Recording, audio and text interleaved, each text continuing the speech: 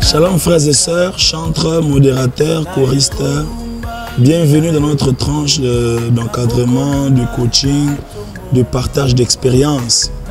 Alors je voudrais aujourd'hui nous parler d'un élément important aussi. Et il s'agit de ce qu'on appelle le répertoire du culte. Là, nous sommes vraiment dans la pratique des choses. Nous venons dans notre culte, nous sommes modérateurs, nous sommes chanteurs et nous avons notre répertoire de chansons. Comment élaborer le répertoire? Quels sont les facteurs qui influencent les répertoires et pourquoi, etc. La première des choses qu'il faut savoir, comme je disais, le culte, ça se prépare. Et le répertoire, c'est comme un repère, n'est-ce pas, de différentes chansons qui nous permettront de passer du temps dans notre célébration, dans notre louange, notre adoration. Le premier élément qui nous permettra d'élaborer notre répertoire, c'est la sensibilité à l'action du Saint-Esprit.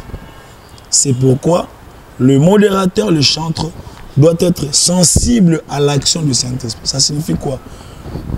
Lorsqu'on t'appelle pour modérer un culte, ne cherche pas d'abord les chansons que tu devras chanter. Cherche l'atmosphère. Hein? Comment je vais expliquer ça? Le tempérament spirituel du culte. C'est-à-dire quoi? J'ai un culte, par exemple le dimanche, et on est jeudi, on est vendredi. J'ai le culte dans mon esprit. Je prie, je dis Saint-Esprit, qu'est-ce qui va se passer? Par où tu veux que nous puissions commencer? Saint-Esprit de Dieu. Là, tu as l'atmosphère de l'esprit. C'est très important. Avant de trouver d'abord les chansons, trouve l'élément là qui peut déclencher quelque chose. Pourquoi? Parce que un culte peut démarrer juste par le son d'un clavier. Juste le son là. Tu dis un mot et la gloire descend et les gens adorent. Donc ce n'est pas forcément les chansons telles que tracées. Donc le premier facteur qui influence dans l'élaboration du répertoire, c'est la sensibilité à la voix ou bien à la direction du Saint-Esprit. Autre chose qui influence, c'est la configuration de l'église. C'est-à-dire, nous sommes une église, par exemple, congolaise. Nous sommes à Kinshasa, par exemple, et il y a des papas, des mamans, des jeunes, des vieux. Alors, lorsque je fais mon répertoire, je tiens compte de ça. Je ne viens pas avec une chanson, je ne sais pas, en hébreu, ou bien un chant qui se chante en Libye et tout ça. Non, moi je peux connaître la chanson, elle peut être bonne, mais elle n'est pas appropriée par rapport à la configuration de l'église et même à la doctrine même de l'église. C'est très important. C'est pourquoi il y a des chanteurs qui sont en conflit avec leur pasteur. Pourquoi? Parce qu'il dit, la chanson là, tout le monde chante ça. Hein? Là-bas, on a chanté ça. Mais ici, ça ne se chante pas. Pourquoi? Parce que ça n'entre pas dans la foi de l'église, n'est-ce pas? Mais également dans la configuration de l'église. C'est très important, toutes ces choses-là. Autre élément qui influence les répertoires, il y a ce qu'on appelle les thèmes ou bien la thématique. Tu peux faire ton répertoire suivant un thème précis. Par exemple, nous sommes dans la Pentecôte. Tu as des chansons sur le Saint-Esprit qui se succèdent. C'est pourquoi un dirigeant de chorale, un choriste, il doit diversifier ses chansons. Pourquoi? Pour ne pas tomber dans la monotonie. Il y a des dirigeants de chorale, des modérateurs, dès qu'on le voit, on sait que telle chanson ne va pas manquer. Ah, qui a modéré? Non, c'est la sœur telle. Aïe, aïe, aïe. Est-ce qu'elle a chanté Chilo? Oui, mais bien sûr, elle a chanté Chilo. Pourquoi? Parce qu'elle ne cherche pas à diversifier. Il faut qu'il y ait un répertoire qui soit diversifié parce que nous sommes des humains. Alors, l'élément qui aide à ça, c'est également ce qu'on appelle, comme je viens de le dire, les thématiques. Par exemple, tu peux dire, bon, le pasteur peut même dire, bien-aimé de la chorale, je suis en train de développer un thème, par exemple, sur l'amour de Dieu. J'aimerais que nous puissions chanter les chansons qui est le même thème, l'amour de Dieu. C'est important. Vous faites votre répertoire avec tout ce qui a l'amour de Dieu dedans et ça peut vous aider. C'est pourquoi dans les chants des victoires, il y a même des thèmes. Il y a même des thèmes. Il y a un répertoire, par exemple, sur le sang de Jésus.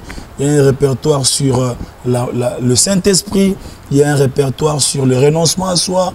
Il y a un répertoire sur la louange, l'adoration, etc., etc. C'est très important. Alors, lorsque tu élabores ton répertoire, il faut aussi tenir compte des temps forts du culte. Les temps forts du culte. Ça signifie quoi? Ça signifie que telle chanson peut être placée à tel endroit. Vous savez, nous sommes humains. On ne commence pas un culte avec la même chaleur dans la première minute forcément. Non. Il y a des gens qui viennent de partout, etc. Il veut s'asseoir. Il a besoin de quelques 5-10 minutes pour pouvoir avoir l'atmosphère nécessaire, pour pouvoir décoller. Nous, en tant que modérateur ou choriste, tu peux déjà décoller. Mais l'église a besoin d'un certain temps. Et pendant ce temps-là, il y a des chansons. La chanson peut être bonne, mais placée au mauvais moment. Vous voyez? Donc le répertoire, il faut aussi tenir compte de temps forts. Quand est-ce que je peux placer cette chanson? Non parce que, bon, le Saint-Esprit à tout moment du culte, c'est vrai. Mais nous sommes des humains, c'est comme le tabernacle. On ne vient pas directement, paf, lieu très saint. Non, non. On commence par les parvis. Dans les parvis, tout le monde est là. Il y a du bruit. Les parvis peuvent être considérés comme les premières minutes du culte. Il y a du bruit dans nos esprits. On vient de partout, de la maison, du travail. Et puis il y a un lieu saint, c'est-à-dire le temps du service, où tout est en place, l'adoration, la louange. Et puis il y a un lieu très saint, où l'adoration, maintenant dans le flot, on ne se maîtrise plus, on ne contrôle plus, on n'a plus les paroles nécessaires.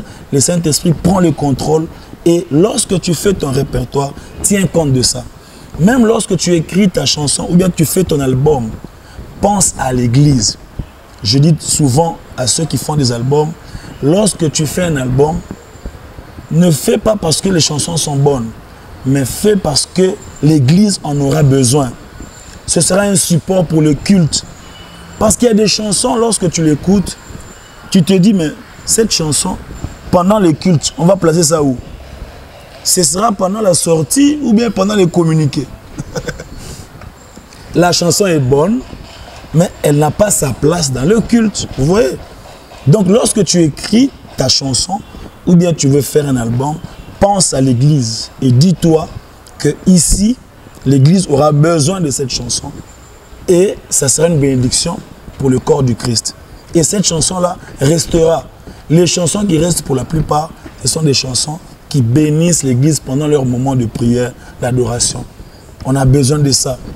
Mais si c'est juste une chanson où on explique des choses, où on démontre comment on connaît la Bible, ou bien on interpelle les gens, ou bien tout ça, bon, ce sera une belle chanson, mais ça n'aura pas de place.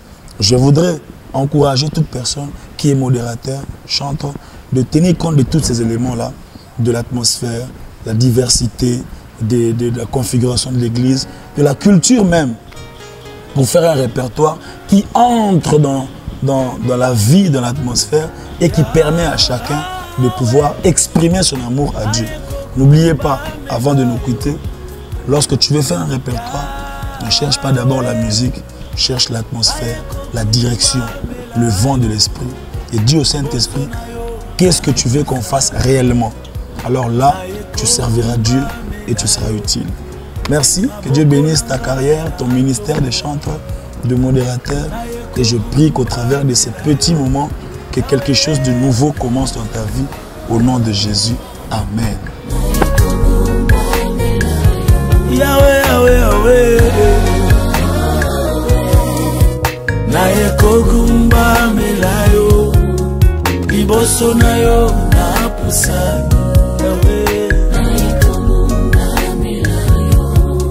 Maboko nangai na tomboli, Yahweh.